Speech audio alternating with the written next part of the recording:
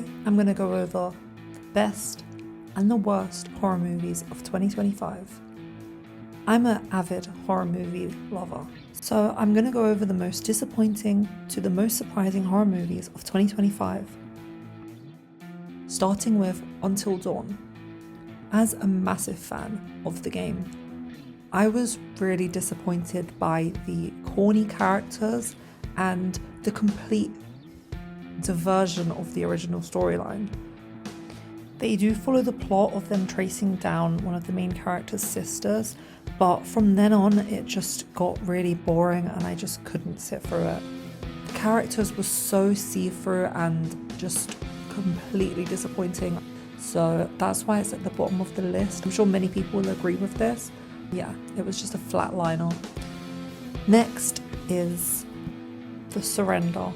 Robert, a family patriarch, is ill and bedridden and is looked after by his wife Barbara and daughter Megan. After Robert's demise, Barbara enlists the help of a mysterious figure to bring Robert back to life by the means of an occult ritual. So I wouldn't necessarily say that there was anything too wrong with this movie besides the fact that it was so samey and there was a lot of, it didn't have any presence. I don't know, there was nothing special about it. When you watch the amazing movies like Talk to Me, it was super similar to that. You just kind of compare them and then you think, is that better than this? No, it's not. So it just goes in this direction of it not being that good. And the acting was okay. I didn't really understand the ending. No spoilers, but the ending was just super weird. Didn't really understand it, but yeah, it was just a bit of a letdown, to be honest. The poster's cool though. I do really like the poster, and the trailer was pretty good as well. It got me interested. But yeah, it was just a bit strange. You Know What You Did Last Summer? A new group of 5 friends in Southport, North Carolina, accidentally kill a pedestrian and cover it up. A year later, a hook-wielding stalker mimics the 1997 case, forcing the new group to seek help from original survivors.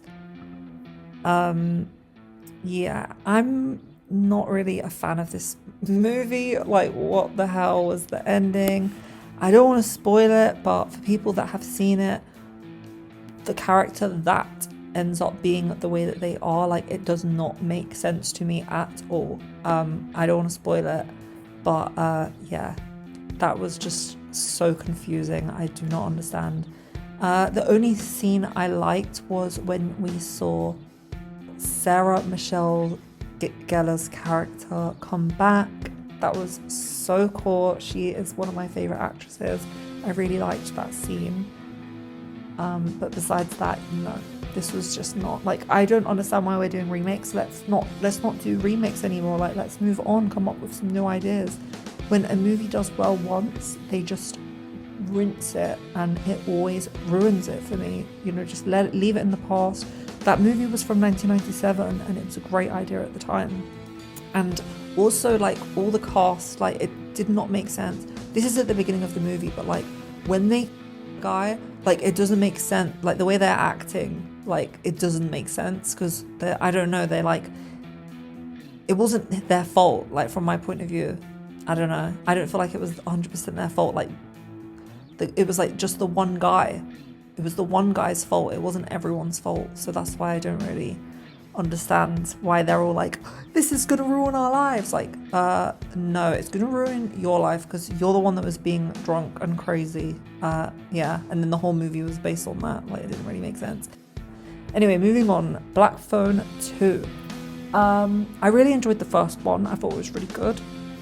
This one was disappointing, to say the least. It was eerie, but it wasn't like a horror movie. It was just when's the drama happening? There was no drama. It was just them, the whole movie was just them exploring. It didn't really make sense. So it was disappointing, to say the least. But the reason why they're at the bottom of the list is because I thought they were lame. So that's why they're there. But we do get to some amazing movies coming up, so we'll just stay with me, we'll get there. Companion is a sci-fi thriller directed by Drew Hancock focusing on Iris and Josh, a couple on a weekend getaway. The core premise centers on the shocking reveal that Iris is an AI companion and she's been created to be an obedient companionship, and the film explores her awakening and the trauma that she experiences. And Sophie Thatcher is amazing and she's definitely up and coming. The movie was good. I think she deserves better, the actress, because she's pretty amazing.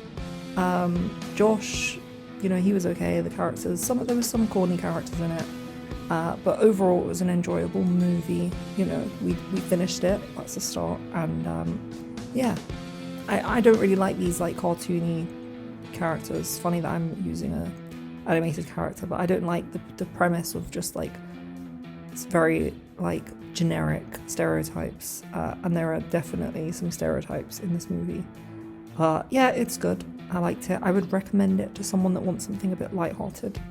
Wolfman was the 2025 reboot, which centers on a man named Blake who moves his wife and their daughter to his remote childhood home in Oregon.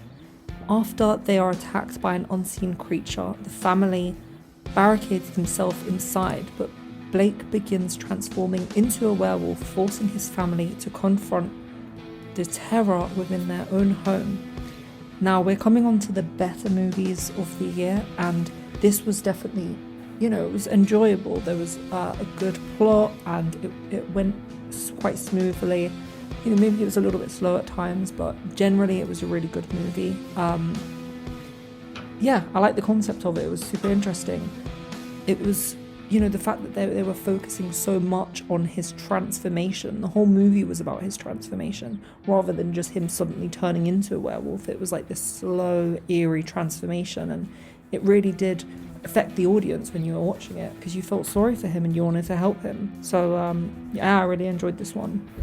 Long Walk involves 100 teenagers in a dystopian America entering an annual televised contest where they must walk continuously at minimum speed of around 3 to 4 miles per hour for days.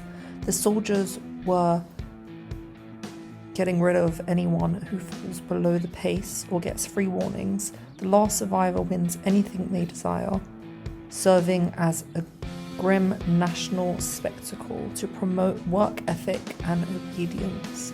This is a Stephen King novel, which I'm super keen to read this one. It was such a good movie. It really surprised me. I didn't really know what I was expecting.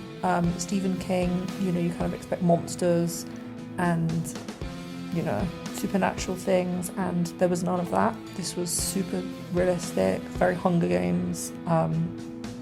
It was definitely something that I feel like could happen in a dystopian world, in like a alternate reality. Like, it was very realistic.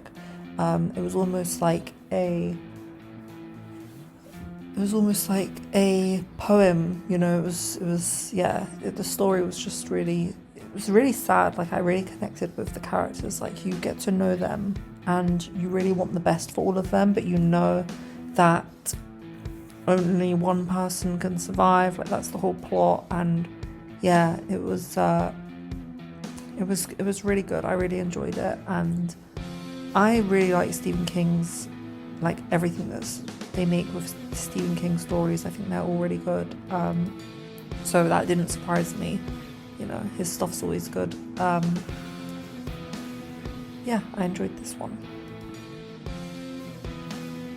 28 Years Later follows a coming-of-age story in a post-apocalyptic UK nearly 3 decades after the first movie, focusing on a young character named Spike and his father venturing from an isolated community onto the infected mainland to find medicine for his ill mother, encountering zombies. And it was... we've everyone that's seen the first one, it is a cult classic. It is an amazing movie, and it definitely stood the test of time. This was not what I was expecting when I watched this one. I remember there's 28 days later, 28 weeks later, and then there's this one. I think the first two were like very similar, and this one goes in a completely different direction.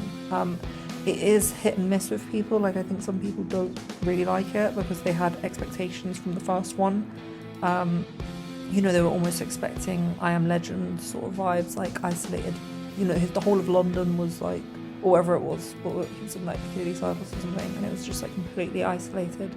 And then now we're suddenly on an island in the middle of nowhere. Like, yeah. But the virus isn't outside of the island, I don't think. It's yeah, it was a bit weird. I liked it. Apparently the other one that's come out, the one after this, is like really bad apparently. So I'm not that bothered to watch that, but I probably will. Yeah, it was good. Like, it's at the top of the list. Like, it was a great movie. It just wasn't what I was expecting, but I watched it and I really enjoyed it, and I thought that acting was good and the characters were interesting, and like it was very believable. Like, all the characters were believable, everyone was really good, and there were some really funny scenes as well, which, you know, it's always nice to have in horror movies. Yeah, it was a good one. I would recommend this one. The next movie was definitely a massive surprising one. It was super good. It was a twisted take on the classic Cinderella story. The Ugly Stepsister follows Elvira as she battles to compete with her insanely beautiful stepsister. So this is from the stepsister's perspective, and then she's basically competing with Cinderella. It was really, really, really good. Yeah, not much more to say about it besides it was insane, and I would definitely recommend it. And then the last movie, which is at the top of the list, is Weapons. I'm sure we all know this movie. This was a great movie for 2025. Super unexpected how good it was. It is a horror thriller centering on a mysterious disappearance. Yeah, that's what the whole premise is about. And there's like supernatural horror, and it's crazy. Like, the whole plot is just insane. The characters are crazy. The antagonist is absolutely insane. Yeah, this was a really good movie, and I think they're making a sequel, so everyone's going to be super excited for that. Like, you just wanted the best for the main character. Like, you wanted to help her, but, you know, it's a movie. But yeah, she was a bit crazy too though. Like, when we were watching it, we were like, she's getting way too involved in this. Like, she needs to just leave. Like, it was crazy. The movie was crazy. Yeah, I'd recommend. Now, we're looking forward to 2026 movies that are going to come out. There's going to be so many good ones, so I'm super excited. If you enjoyed this video, please leave a like and a comment and subscribe. This is a new channel, so if you got all the way to the end of this video, then that's amazing. Please leave a thumbs up, and thank you.